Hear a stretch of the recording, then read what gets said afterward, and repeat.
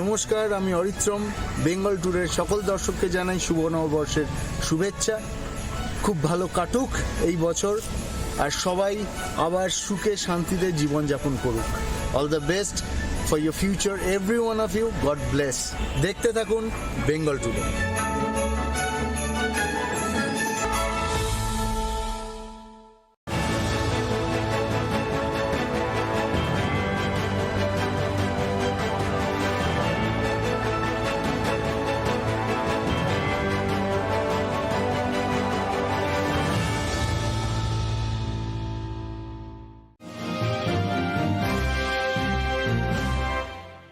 সিপিএমের এগেস্টে লড়াই করেছেন 11 সালের আগে। আমি সেই সব ছাত্র পরিষদ থেকে আরম্ভ করে যুব কংগ্রেস প্রত্যেককে বলবো, যেখানে যেখানে বিজেপি আছে আগে মারুন, মেরে তাড়ান, তারপরে বুঝবো আমরা সেদিন ওদের সঙ্গে কারা আছে। লোহা মাফিয়া, কয়লা মাফিয়া আর প্রেস মাফিয়া, প্রেসের লোকরা ওদের সাথে আছে। কারণ প্রেস আর মনে করে সবার সঙ্গে সবার তুলনা করুন। 2 পয়সার সাংবাদিকের পর এবার নাকি প্রেস মাফিয়া।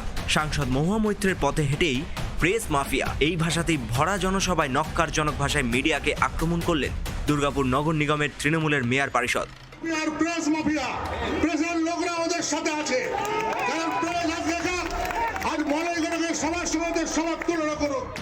তেসরা জানুয়ারি রবিবার দুর্গাপুরের পলাশডিহাতে তৃণমূলের সভায় দুর্গাপুর পুরসভার মেয়র পরিষদ অমিতাভ বন্দ্যোপাধ্যায় ওরফে জহর বন্দ্যোপাধ্যায় মিডিয়ার উদ্দেশ্যে এই নক্কারজনক ভাষায় মন্তব্য করায় দুর্গাপুর সহ বিভিন্ন সাংবাদিক মহলে আবারও নতুন করে তীব্র ক্ষোভের সঞ্চার হয়।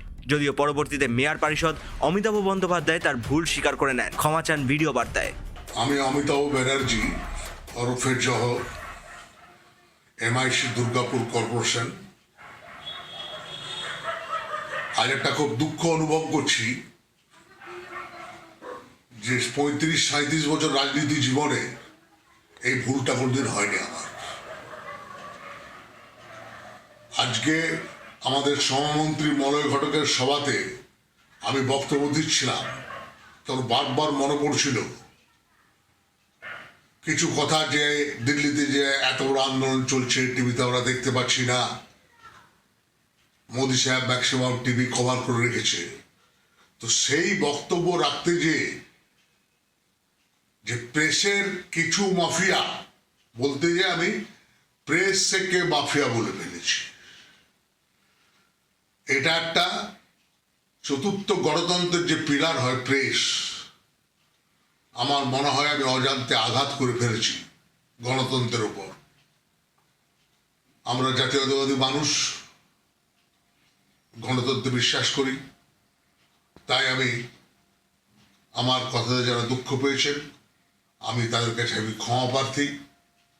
আমি এটা ইচ্ছেগত করিনি, আশা করি আপনারা ক্ষমা করবেন। এদিকে এই মন্তব্যের বিষয়ে স্থানীয় বিজেপির বক্তব্য, এটাই তৃণমূলের সংস্কৃতি। কিছুদিন আগে তৃণমূলের সাংসদ সম্মানীয়া মহুয়া মৈত্র, তিনিও তৃণমূলের তরফ থেকে প্রেস মিডিয়াকে 2 পয়সার খরিদ্দার বা এরকম একটা কিছু উক্তি করেছিলেন, খুব অসম্মানজনক উক্তি করেছিলেন। গতকাল জহর ব্যানার্জি, অমিতাভ ব্যানার্জি ওনার ভালো নাম, যিনি একজন মেয়র পরিষদ, এর আগের বোর্ডে উনি ডেপুটি মেয়রও ছিলেন, তার মুখ থেকে এই ধরনের উক্তি, এটা যে ওনাদের মনের কথা, ওনাদের সংস্কৃতি, সেটা বেরিয়ে আসছে বারবার। নৃশংসতা এটা বেরিয়ে আসছে। যতই ওনারা বুঝতে পারছেন যে ওনাদের ক্ষমতা চলে যাওয়া খুব সম্মুখীন হয়ে দাঁড়িয়েছেন ওনারা, বিজেপি আসছে, ততই এরকম কথাবার্তা বলছেন।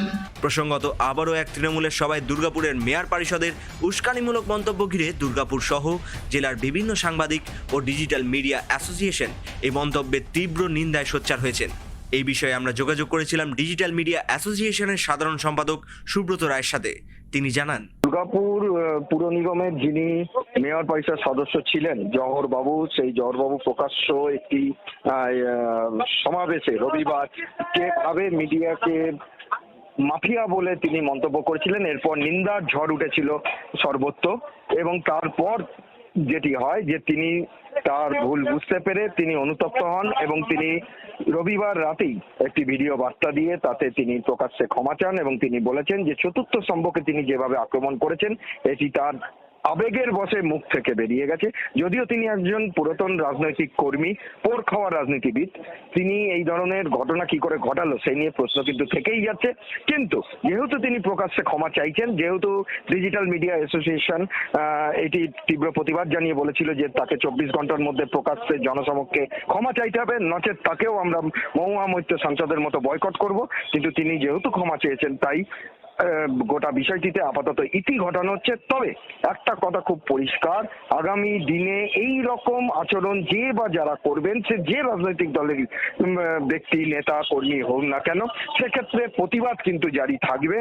এই সাংবাদিকতার মতো পবিত্র পেশাকে যারা কলঙ্কিত করার চেষ্টা করবেন তাদের বিরুদ্ধে আমাদের যে সংগ্রাম বা লড়াই কিন্তু আমরা বজায় রাখবো।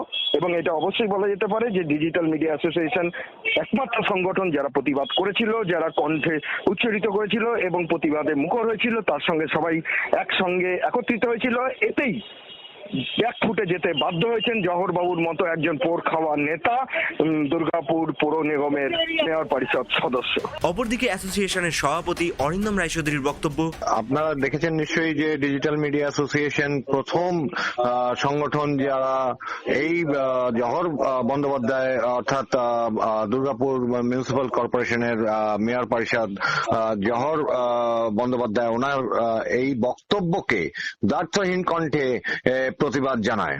এবং তার পরপরই আমরা জানিয়েছিলাম যে আগামী 24 ঘন্টার মধ্যে যদি উনি সর্বসম্মুখে শর্তহীনভাবে নিঃশর্তে ক্ষমা না চান, তাহলে বিগত দিনে যেরকম ভাবে আমরা সাংসদ মাননীয়া মহুয়া মৈত্রকে বয়কটের ডাক দিয়েছিলাম, ঠিক তেমনি আমরা আবারও এনার সম্বন্ধেও আমরা বলেছিলাম যে বয়কট করা হবে যদি 24 ঘন্টার মধ্যে উনি ওনার বক্তব্য ফিরিয়ে না নেন।